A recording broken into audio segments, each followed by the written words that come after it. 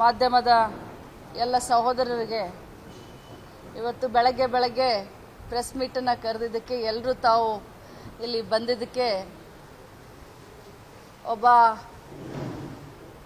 ಮಹಿಳಾ ಮತ್ತು ಮಕ್ಕಳ ಕಲ್ಯಾಣ ಸಚಿವೆಯಾಗಿ ಮತ್ತು ಪಕ್ಷದ ವಕ್ತಾರೆಯಾಗಿ ತಮಗೆಲ್ಲರಿಗೂ ಸ್ವಾಗತವನ್ನು ಮಾಡ್ತಾ, ನನಗೆ ಸುಮಾರು ಜನ ನನ್ನ ಅಣ್ಣ ತಮ್ಮಂದ್ರು ಕೇಳಿದರು, ಏನು ಮೇಡಮ್ ಪ್ರೆಸ್ ಮೀಟು ಅಂತ ಹೇಳಿ. ರಾಜ್ಯದ ರಾಜಕಾರಣ,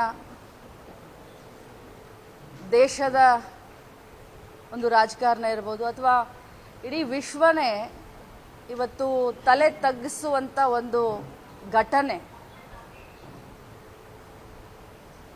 ನಾಗರಿಕ ಸಮಾಜ ತಲೆ ತಗ್ಗಿಸುವಂಥ ಒಂದು ಕೆಲಸ ಇವತ್ತು ನಮ್ಮ ರಾಜ್ಯದಲ್ಲಿ ಆಗಿದೆ ಅಂತಂದರೆ ನಿಜವಾಗ್ಲೂ ನಮಗೆಲ್ಲ ಭಾಳಷ್ಟು ಖೇದ ಅನಿಸುತ್ತೆ.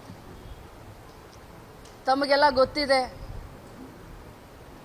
ಕೆಲವು ದಿನದಿಂದ ಸೋಷಿಯಲ್ ಮೀಡಿಯಾದಲ್ಲಿ ಏನು ಪ್ರಜ್ವಲ್ ರೇವಣ್ಣ ಅವರ ಬಗ್ಗೆ ಹರಿದಾಡ್ತಿರುವಂಥ ವಿಡಿಯೋ ತುಣುಕುಗಳು, ನ್ಯೂಸು ತಾವು ಎಲ್ಲ ಮಾಧ್ಯಮದಲ್ಲಿ ನಿನ್ನೆಯಿಂದ ಕೂಡ ನೀವೆಲ್ಲ ನೋಡ್ತಾ ಇದ್ದೀವಿ. ಇದು ಬಹುಶಃ ನಮ್ಮ ರಾಜ್ಯಕ್ಕೆ ಒಂದು ತಲೆ ತಗ್ಗಿಸುವಂಥ ಕೆಲಸ ಇವ್ರು ಮಾಡಿದ್ದಾರೆ ಅಂತ ಹೇಳಲಿಕ್ಕೆ ಬಯಸ್ತೇನೆ. ಆದರೆ ಈ ಎಲ್ಲ ವಿಚಾರವನ್ನು ಮುಂಚೆನೆ ದೇವರಾಜ್ ಗೌಡ ಅಂತ ಹೇಳಿ ಒಬ್ಬರು ಹಾಸನದ ಬಿಜೆಪಿಯ ನಾಯಕರು, ಈ ರೀತಿ ಅವರು ಇದ್ದಾರೆ, ಅವರನ್ನು ನೀವು ಮೈತ್ರಿ ಮಾಡ್ಕೊಳ್ಳೋಕೆ ಹೋಗಬೇಡಿ, ಅವರಿಂದ ನಮ್ಮ ಪಕ್ಷಕ್ಕೆ ಹಾನಿ ಆಗುತ್ತೆ ಅಂತ ಹೇಳಿ ಏನು ಬಿಜೆಪಿ ರಾಜ್ಯಾಧ್ಯಕ್ಷರಾದಂಥ ವಿಜೇಂದ್ರ ಅವ್ರನ್ನ ಖುದ್ದಾಗಿ ಭೇಟಿಯಾಗಿ ಡಿಸೆಂಬರ್ನಲ್ಲಿನೇ ಅವರ ಗಮನಕ್ಕೆ ಈ ಎಲ್ಲ ವಿಚಾರಗಳನ್ನ ತೆಗೆದುಕೊಂಡು ಬಂದಿದ್ರು.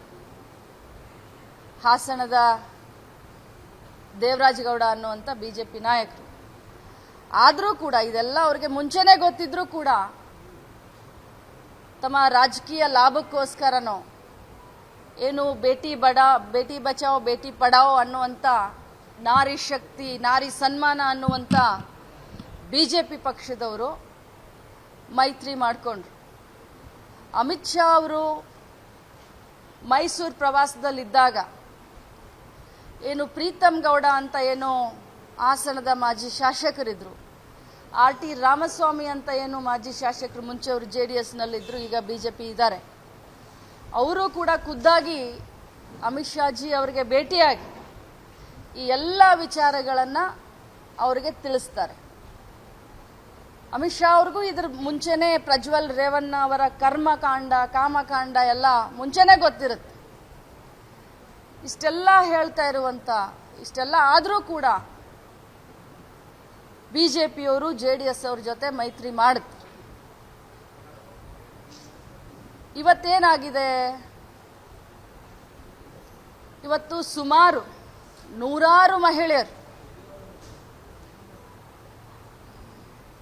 ಯಾವ ಒತ್ತಡಕ್ಕೆ ಅವ್ರು ಹೋಗಿದ್ದಾರೋ, ಯಾಕಂದ್ರೆ ಅಧಿಕಾರದಲ್ಲಿದ್ದಂಥವ್ರು ಅವರೆಲ್ಲ, ರೇವಣ್ಣ ಅವರು, ಪ್ರಜ್ವಲ್ ರೇವಣ್ಣ ಅವರು ಸಂಸದರು, ಭಾರತ ದೇಶದ ಸಂಸದರು, ಅವರೇನು ತಮ್ಮ ಅಧಿಕಾರದ ದರ್ಪವನ್ನು ತೋರಿಸಿ ಮಹಿಳೆಯರಿಗೆ ಈ ರೀತಿ ಎಲ್ಲ ಮಾಡಿದ್ರು ಅಥವಾ ಇನ್ಯಾವುದಾದ್ರೂ ಆಸೆ ಆಮಿಷಗಳನ್ನು ಒಡ್ಡಿ ಈ ರೀತಿ ಮಾಡಿದ್ರು. ಇವತ್ತು ನೂರಾರು ಮಹಿಳೆಯರ ಈ ಒಂದು ವಿಡಿಯೋಗಳು, ಸುದ್ದಿಗಳನ್ನು ನೋಡಿದ್ರೆ ಅವರು ಜೀವಂತವಾಗಿ ಅವರನ್ನು ಕೊಲೆ ಮಾಡಿದ್ದಾರೆ ಅನ್ನುವಂಥ ಮಾತನ್ನು ನಾನು ಈ ಸಂದರ್ಭದಲ್ಲಿ ಹೇಳಕ್ಕೆ ಬಯಸ್ತೀನಿ. ಇಷ್ಟೆಲ್ಲ ನಡೀತಾ ಇದ್ರೂ ಕೂಡ ಯಾರೊಬ್ಬ ಬಿಜೆಪಿ ನಾಯಕರು ಬಹಳ ದೊಡ್ಡದಾಗಿ ಮಾತನಾಡ್ತಾರೆ. ಮೊನ್ನೆ ತಮಗೂ ಗೊತ್ತಿದೆ, ಆಗಬಾರ್ದಂಥ ಒಂದು ಘಟನೆಯನ್ನು ನಾವು ಎಲ್ಲರೂ ಕಾಣಿಸಿದ್ದೀವಿ.